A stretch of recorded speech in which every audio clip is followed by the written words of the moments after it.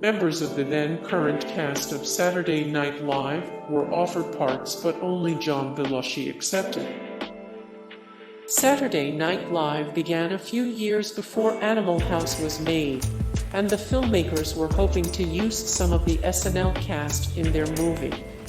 Bill Murray, Dan Aykroyd, and John Belushi were all offered parts, but only Belushi accepted.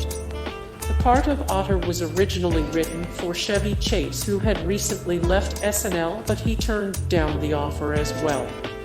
Chase was notorious for being difficult to work with, and since he was about to star as the lead in Foul Play, he didn't want to share a starring role with Belushi.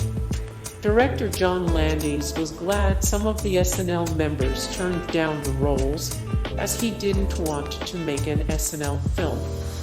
He tried to convince Universal to hire more dramatic actors and other interesting casting choices such as Meat Loaf, but the film ultimately ended up with actors no one had heard of at the time.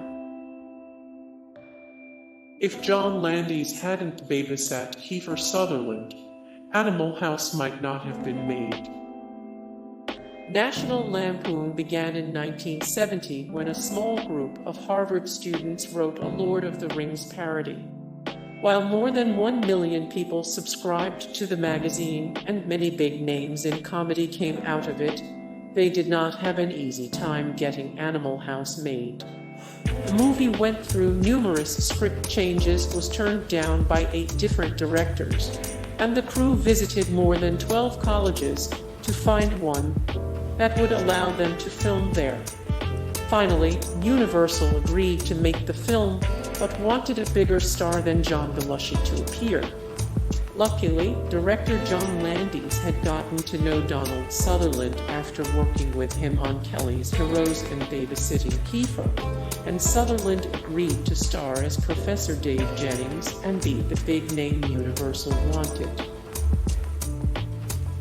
The Animal House script began as a Charles Manson high school movie. When no one at National Lampoon liked Harold Ramis' script for something called Freshman Year, he worked with fellow Lampooner Doug Kenney to write Laser Orgy Girls, which centered around Charles Manson and his high school exploits. Several drafts later, the film changed completely, and they decided the setting should be a college campus, presumably so they could get away with more raunchy, lowbrow material. Ramis, Kenney, and Chris Miller used their own college frat experiences for inspiration, especially some wild ones from Miller, and the Delta House was born. When director John Landis was brought on, the script was revised several times more. One producer at Universal said, "Everybody is drunk, high, or getting laid. I'd never make this movie," prompting Landis to cut a scene featuring a vomiting contest, among other things. National Lampoon co-founder Doug Kenney defaced fine artwork in the Universal offices. Although Universal agreed to produce Animal House, they didn't have much faith in it. Not impressed with National Lampoon's history of gross humor and immature vulgarity, they gave the movie a budget of less than $1 million, which in respect to movie making isn't very much. The Universal execs figured they would be making a decent profit since the budget was so small, so they allowed the crew to do pretty much whatever they wanted and gave them an office at their studio in New York. Unsurprisingly, the cast and crew brought the antics of the film's characters to the posh NYC offices. The building was filled with various fine artwork featuring hunting scenes and English antiques. Doug Kenney, a co-founder of National Lampoon, defaced multiple pieces of art in the office building by drawing rats on them with a ballpoint pen. Filming took place at the University of Oregon only because they didn't read the script and regretted turning down the graduate. While searching for a college campus to serve as the location of Animal House, the filmmakers visited 6 different states and 12 different colleges. Although the schools were happy to flirt with Hollywood, they changed their minds as soon as they read the Animal House script. Finally, the University of Oregon gave them the green light, but only through a bit of luck. It turned out the school had turned down the opportunity for the graduate to film there since the president thought the script was dirty. He regretted that decision so much he didn't bother to read the Animal House script before giving his okay. Since the exploits of Mrs. Robinson were a little more highbrow than those of Delta House, it was probably a good thing he didn't, or the movie might have never been made. Mark Metcalf was cast after lying about riding horses, and Stephen Furst got the job after delivering his resume with a pizza.